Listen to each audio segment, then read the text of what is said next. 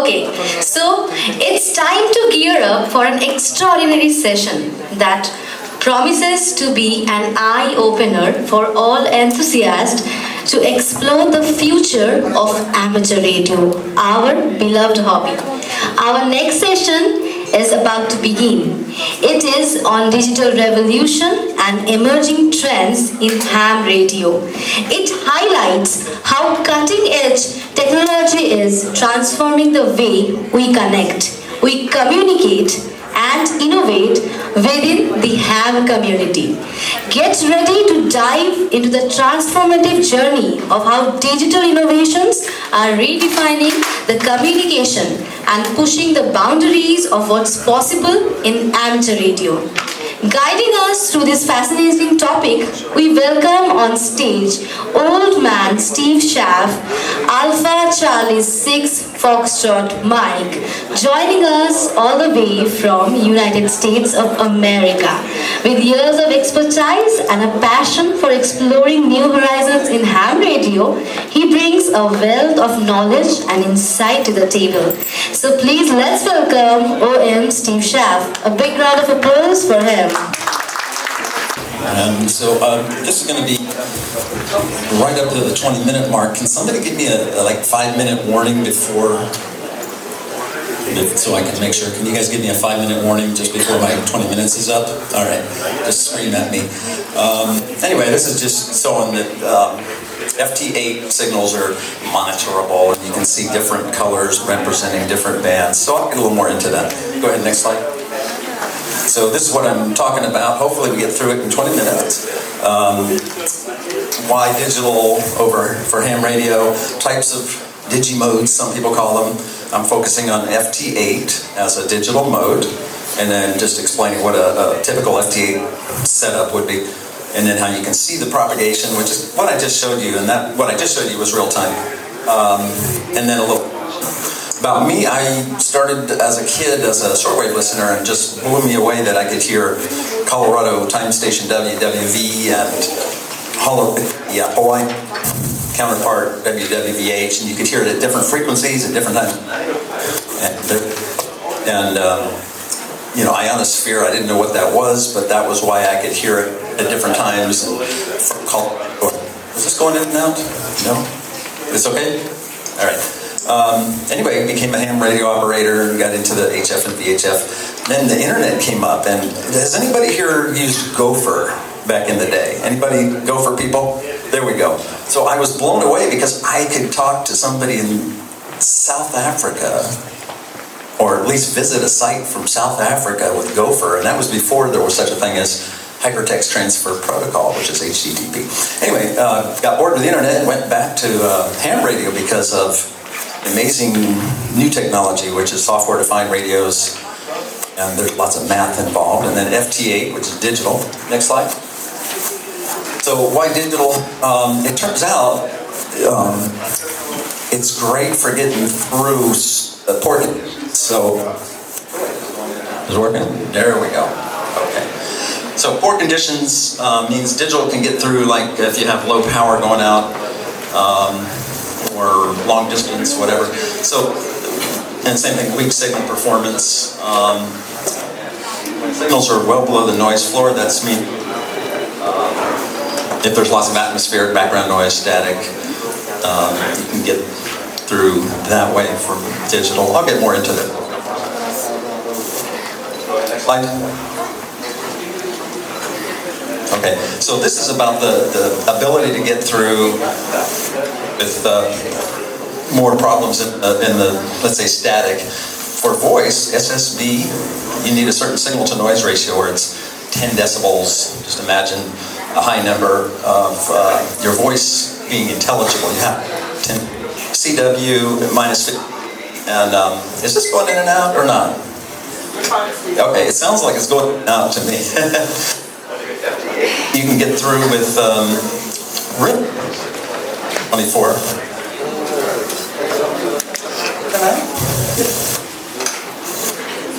And then there's another one called Whisper, Weak Signal Propagation Reporter. Okay, and Whisper, Weak Signal Propagation Reporter, I'll get into this stuff in a little bit, but basically the idea is here, if you look at The minus signs, that's just telling you that you can get your signal through with less and less power, believe it or not. So next slide, please. All right, and so there's some visuals that'll just come up, and if you want to look at them, it's at dxview.org. Next slide. So this is just showing that for SSB, these guys, this is like a propagation map prediction for today, but the SSB, it's saying that you can get this far with SSB. Next slide. And then CW, because it tolerates more noise and people can understand it more. And next slide. And then this is saying that for digital, you've got even more coverage, so you can get through farther with less power and more noise with digital. Next. So I'm going to talk about FT8, and it turns out FT8 started as recently as 2017. Next slide. So again, this is sort of what I was saying before, but it's specific to FT8. So QRP is a common thing for folks, right? So they want low power. They're into getting as far as they can with 5 watts or less. DX, meaning FT8 is great for going long distance, international. And then you can use all sorts of different antennas, maybe some antennas that are not so great, and get through because you're doing digital and it tolerates more noise. Next. So there's a guy named Joe Taylor that invented FT8, Nobel Prize winner for some amazing physics that he did. And he was a teenager, amateur radio guy, and got into communication, signal processing, made some great discoveries as a physicist. And then he was the creator of FT8 and Whisper. This represents the ideas, if you notice, the guy was a teenager, and then from his ham radio background, he was able to do amazing things that affected the whole world. Just a motivating factor. Next.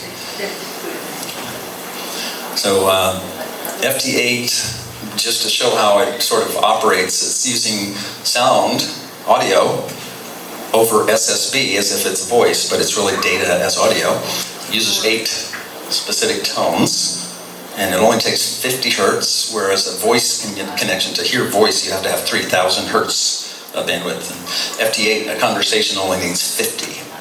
So amazing signal processing to do all that. Next. This is what's going on inside the FT8 software to decode super low signal, even below the noise floor, they call it. So next slide. I mean, that's the kind of stuff that this guy Joe Taylor invented. And one of those formulas was just to make sure that he used Gaussian frequency shift keying for smoother waveform, because if you have a sharper thing, you get more harmonics, more noise, more frequencies coming out. So that was one of those complex formulas that relates to the red line there. Next. So, and to do all that math, it turns out it takes a lot of CPU cycles, especially if you're doing it in real time, live signal processing. And that takes a lot of electricity or wattage as well, just to support the CPU doing all those insane integrals and arrays. Now what's interesting is signal processing, software-defined radios came by Vanu Bose, son of Amar Bose, Mr. Bose, and they were going to use his advancements. He formed a company called Vanu Inc. That was hopefully designed to be in a mobile phone. So the software-defined radio would allow one mobile phone to talk to any type of cellular network, CDMA, GSM, whatever. But they couldn't do it. You'd have to have such a huge battery to support that amount of processing power that was going on in real time. So his system ended up being in the mobile base stations because you had power and capacity. Next. So the cool thing is, probably 10 years ago, we couldn't have gotten powerful enough PCs to do what's needed to run all those equations in the background and then just make sure it's error-free and do all the simultaneous decodings of 50 hertz transmissions in a 3,000 hertz channel. That's like 60 This stuff can actually decode 60 separate conversations. Next. And this is just to show, imagine 3,000 hertz. This is like a 20-meter band spectrum from, across 100 kilohertz. Next. And then within that 3,000 hertz is, this is like an audio waterfall fast Fourier transform display. And each of these is a little burst of data. So there's people just jump on there with their FT8 software and select a audio frequency, and then they do a QSO. They CQ and exchange location, power level. Next. And there's an audio sample here, but just for folks that haven't heard what FT8 sounds like on the air, I think I have it. I don't think I need audio or internet. Okay.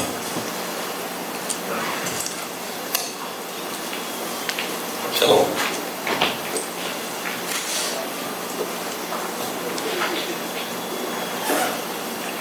Not gonna go. I think it wanted internet, and I turned it off so it didn't buzz.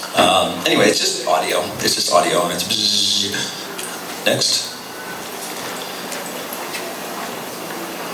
And just showing what a typical FT8 setup requires if you're doing one at home. So PC, Mac, Linux, Raspberry Pi, transceiver, and then an audio interface. Some transceivers, new ones typically will have a USB audio connection, but if you have a PC or a transceiver without that, you just buy an audio interface. Next.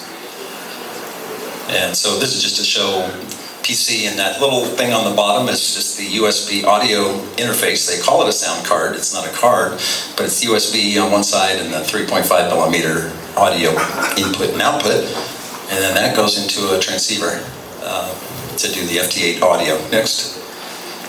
And so these are kind of transceivers that are fairly low cost. There's a kit on the left that you can buy and build. One next to the left is a German one. I think it costs under 8,000 rupees. And then there's a Chinese G106 from Jaegu, and then there's another one called a Micro SDX on the right. And most importantly, next slide. Most importantly, this one. Everybody know what this is? Raise your hand. There's a gentleman in here that is making these, and they're going to be very affordable, and he can be seen talking about it here. But this is going to be an Indian SDR transceiver, and Somnath is the inventor and manufacturer. Next. So software, next slide. This is what I showed when I started. Just the software is at SourceForge, WSJTX. Somebody said that means weak signal Joe Taylor. Next. And that's the type of stuff that you can see. And actually, if I had a good antenna at home, you might see this kind of stuff. France, Sweden, Ukraine, Taiwan, France. It's kind of cool because the software will decide based on the call sign or the grid square. And they're sending their grid square, by the way, J099 or J099, L34. That's a square showing what their location is in the world, and that's how you can calculate distance. Next. So QSO, next slide. This is just what they did to make sure that FT8 was straightforward and reliable. It's not like you can just type, hello. It does a CQ sequence, and then somebody responds, and I say CQ, here's my location. Somebody says, hey, yeah, I got you. I'm over here. And then you say, I got you at a -12 signal to noise. And they come back and say, I got you at a -8. And then you say, Roger, Roger, Roger, and 73. And that's the QSO. Some people call it zombie QSOs because you're not doing much. But it's still freaking amazing to me because you can get 16,000 mile QSOs. And it's all about the limited data that's going through, plus all the algorithms. Next. And low power. This is just to show that I had 5 watts that took me from Santa Barbara, California, an hour to Los Angeles. to Japan, Australia, I think that's Chile, that's Hawaii. This was like 5 watts on a so-called NFED half wave. Next slide. And that was kind of the low power idea, but this is something I found because you can actually monitor FT8 transmissions from a particular country, and I just noticed somebody in VU land talked to somebody in Argentina, and the cool thing is the FT8 software, PSK reporter, which I'll show you in a minute, it reports the distance of 15,000 kilometers. Next slide. Okay, next. This is sort of about the grid squares that I was talking about. And so everybody's got grid squares. You can look it up on QRZ. Go ahead, next slide. And so QRZ, they have a thing called Grid Mapper, and you can find what your grid is, and then you can put that into the FT8 software so folks see. You can say, hey, I'm over here in this location. Next. Oh, and by the way, we're in NL42 here. Next. And in the viewing of the propagation, I kind of showed that at the very beginning. Next slide. And that's through the site PSK Reporter. PSK stands for phase shift keying. Go ahead, next slide. And so PSK Reporter gets sent data for everything that comes in to your FT8 software. So it sends it up to the cloud to this PSK Reporter site that's getting like 800 reports per second. And it makes it so you can see the call sign, grid square, frequency, and it plots it on a map. Next slide. So again, this is what I think I had on the very first slide, but the idea is you can use PSK Reporter to decide what frequency band you might want to use, either for data or for 6 meters, for voice. So in this case, it was going Santa Barbara to Australia on 6 meters. The red means 6 meters. Did I see a hand up? -5. The 5-minute signal. Oh, doing the math. Thank you. Next slide. Almost done. And you can look at a specific band from your grid square. So this was great because it could tell me, I should get on 10 meters if I want to talk to East Asia, Oceania, South America. Next slide. And more propagation stuff. Next slide. So this one I showed last year. I thought it was pretty amazing, so I brought it in again. There was a weather front 500 miles to the left side, which is to the west of all these destinations here. And this was from me at 5 watts, I think, but how could the radio signal know to line up like that? And I pasted I photoshopped a windy.com image over that and found out there was a weather front. Next slide. And then this one, I think I showed it before, it's just showing that you can see the skip from the ozone. So it's a 2-hop skip to the middle of the United States from the left side and then to the right side of the East Coast. Next. And then it's cool because you can also look at your antenna. And so this was an NFED half wave, and broadside was north, and then you can get off the end of the antenna also, the wire, so you get, in this case, 90 degrees. And this was just, for me, it was great because I could see where my antenna was sending people, and if I wanted to rotate the antenna. Next. And then next. So WindLink, I think it came into play with a recent huge storm in the US, because if you don't have any internet somewhere, you can use radio to send email, and it stores and forwards email. So windlink.org. Next. And then keyboard to keyboard, using the algorithms that are in the FT8 stuff, all those formulas, you can do JSA call, RIC. And I mentioned that if you have poor signal conditions, those are great because you can actually send keyboard to keyboard message using that poor signal condition scenario to get through. Next. And so that's what JSA call looks like if you were running it. Next. And then this is just a traffic that people were talking on JSA last night. I just did a view because you can use PSK Reporter to look for specific protocols. Next. Almost done. And that's the RIC user interface. Next. And the big caution. Next. So people have overheated and melted internal parts of their transceiver. This is not a transceiver, I don't think, but it's the only melted thing I could find. Next.